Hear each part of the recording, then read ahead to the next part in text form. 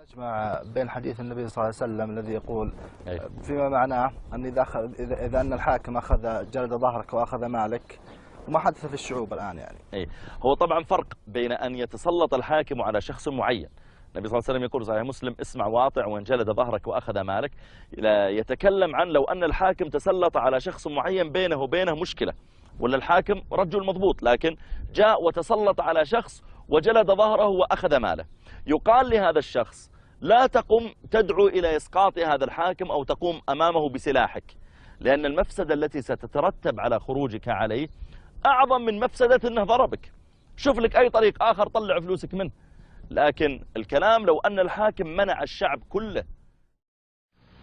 يقول حفظكم الله: ما رأيكم في من يقول إن حديث اسمع وأطع وإن ضرب ظهرك إنما ينطبق إذا كان الحاكم أصله عادلا ثم تسلط على فرد معين؟ هذا كلام من عنده، هذا أنا سمعته، هذا كلام من عنده، ما هو يفسر كلام الرسول بهذا الشيء، هذا كلام من عنده، هذا صاحب هوى يريد يفسر كلام الرسول على هواه وعلى طلبه، ما يجوز هذا. هذا قول هذا يقول على الرسول ما لم يقل عليه الصلاة والسلام، هذا خطر عظيم. نعم.